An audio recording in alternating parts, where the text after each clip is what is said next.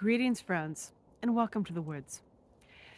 Today, I want to talk in general terms about the storylines we're seeing and about storylines in general. Because, as we've talked about, humans have an ability to tune into the future and to the past and bring forward stories that relate to more than we have in our consensual reality, more than we're consciously aware of in our consensual reality. There's a lot of sci-fi that is documenting what we don't get to see, but it's out there, as well as things that have not yet occurred but are pending. And you could say that it inspires people to create things, but more, it's what they call a soft reveal. And it isn't just sci-fi movies that present a soft reveal. So let me kind of explain how this works. On our chessboard, we have those who want humans to be sovereign, and we have those who are going away, who want to continue to control the comings and goings of human beings and use them as chattel, as something they can profit off of. Both sides are okay with soft reveal. Now, on our side, soft reveal, what's called soft reveal, where different ideas and concepts and perspectives on reality are presented to the general public in the form of entertainment for the purpose of getting you acclimated to certain ideas so that when they appear in your reality, you have some context for them. It's important that you have some context for them, at least that some of us have some context for them. And if you will notice, people who have a lot of brain intelligence tend to be attracted to the concepts within sci-fi.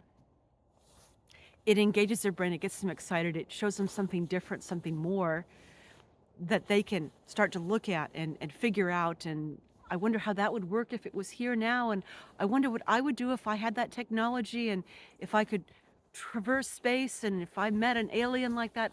It gives them something to think about and unknowingly prepare for. And those with emotional intelligence, more of a spiritual bent, the young people tend to be more attracted to fantasy for the same reasons. They're trying to figure out these concepts and acquaint themselves and what would it be like if I was there and if that was a part of my reality and what would I do? And good for both sides thinking about this because you're going to need that later when these things start to show themselves. When we have pushed our energy enough up to see what our world really is and what's really going on around us that most of us have been oblivious to because of our training and because of the density that we've existed within up until this point. So soft reveal is when these concepts are allowed to leak into our entertainment as a way of preparation. Now, our side does it for preparation. The other side has a different agenda, and it's twofold. Number one, if they introduce concepts like that to us, to our psyche, we're more likely to put energy behind it. And they want our energy to create reality, to build things, so they don't have to manufacture it. They would rather we do the hard labor. We make it into reality. We make our fears real, our concerns. We worry it into existence. They want that. So they push that. And there's another reason why the other side of the chessboard likes this.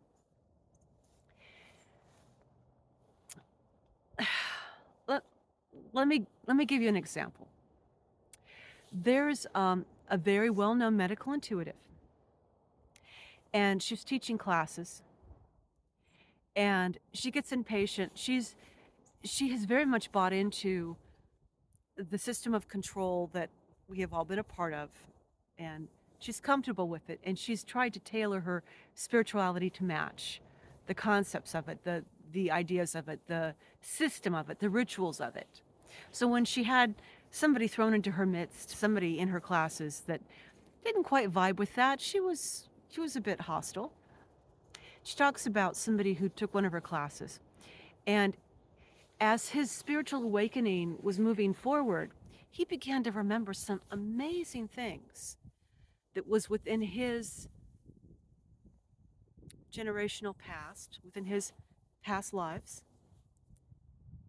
And he was sharing them with the class very enthusiastically. Oh, and then I did this and then I did that, and she's listening to it, and it didn't fit with her notions of what our history is.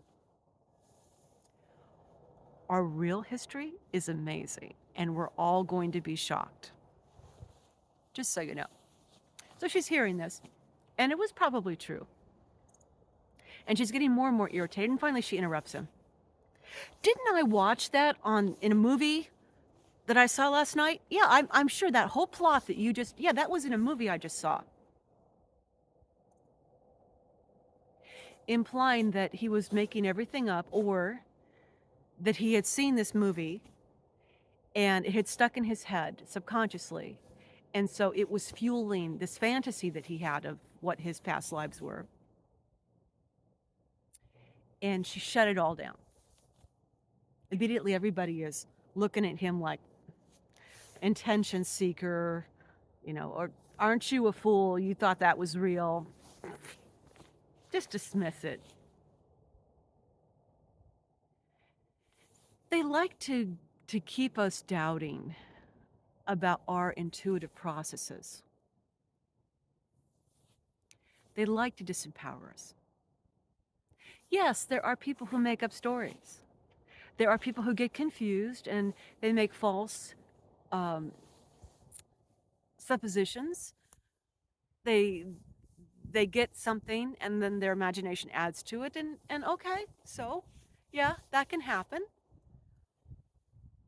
But if we don't start unraveling what's inside of us, if we don't start learning how to use our discernment, both internally from our past and our history, and from what's moving us forward, then how are we ever going to learn the truth? How are we ever going to become sovereign? If we always wind up on the authority figures who have been controlling us in ways that are not good for us or the planet, look around, please. Look at your history, please, and tell me what a great job our authority figures have done for us. If we don't take responsibility for that, then we can't grow into what we need to be. So shutting people down because maybe they were a little off, or maybe they got a little too enthusiastic, or maybe they wanted more affirmation than perhaps their situation warranted. But just shutting everything down, well, how many other people in the class might have had recollections triggered by the spiritual work they were doing, and now suddenly they're afraid to share them. They're thinking, oh, maybe I'm crazy. Oh, this couldn't possibly be real. It doesn't match with the history that we know. Friends, the history that we know, it's not accurate. So, if your recollection doesn't match it, don't worry about it. Don't worry about it. Just keep doing your work. In the next years, 3 or 4 years, we're going to find out some things. We're going to find out some things that have been hidden for us for a long time. We're going to start putting the clues together, and we're going to start seeing what our history really is. But not if we listen to people who belittle us because we have impressions and recollections that don't match what they're comfortable with. Keep it to yourself if you like. Write it down in a journal. Hang on to it. And then when we start getting these revelations, we can pull it out and take a look at it. The reason I bring all of this up is I've been noticing certain themes show up in a number of different movies I've seen. And it's Movie Monday. So here we go. And one of it is parallel realities. I've been seeing in the Marvel movies, and shows. I saw it. I'm seeing it in Silent Hill is what reminded me of this.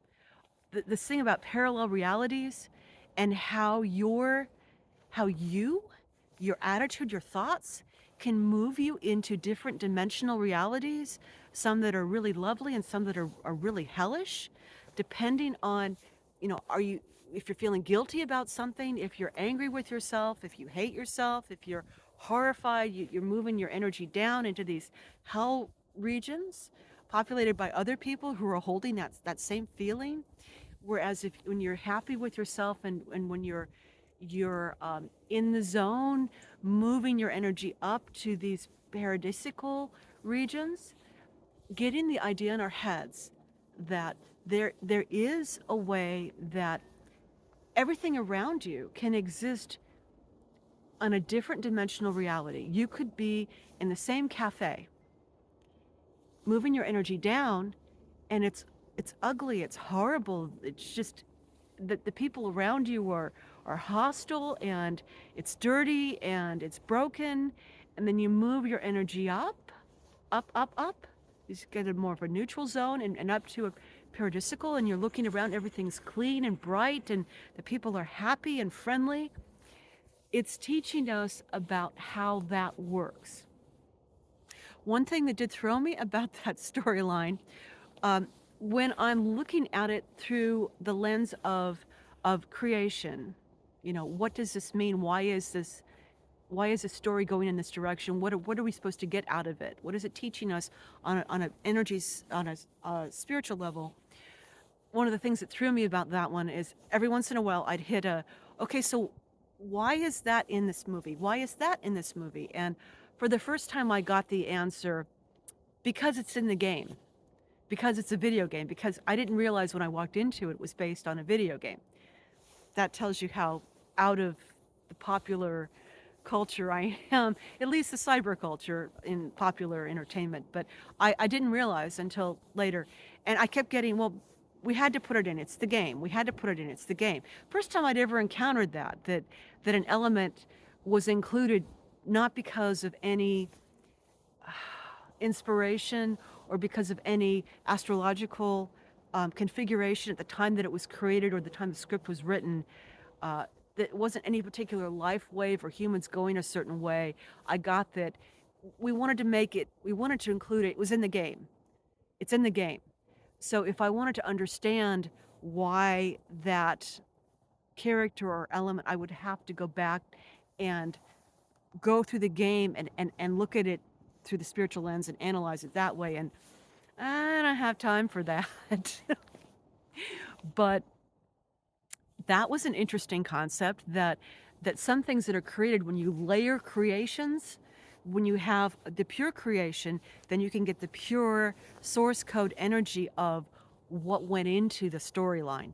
But when you start layering things on, these artificial graphs onto it, you get things that don't quite make sense.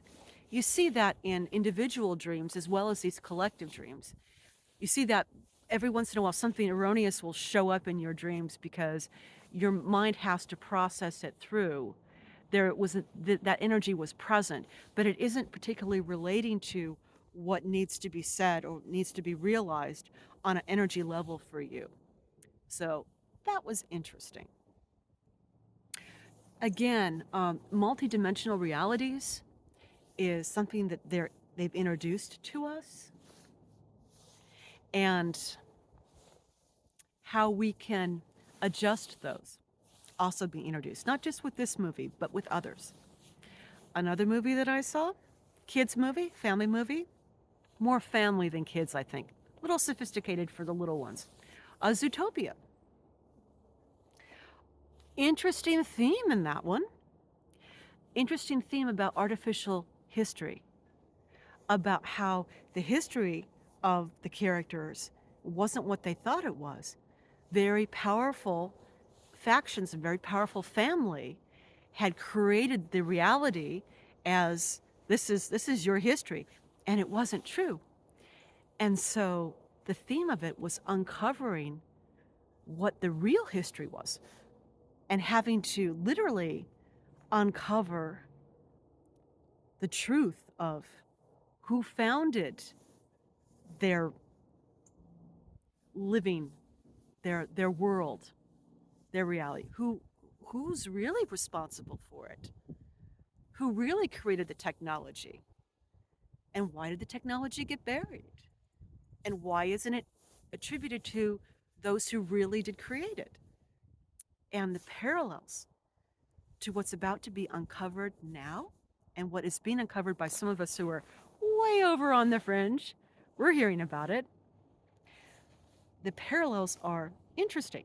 So they're putting those ideas out there. And for the young people, so 4, 5, 6 years, when they start hearing about history isn't what you think it is, they'll have context, which again is what Soft Reveal is all about. And welcome to the woods.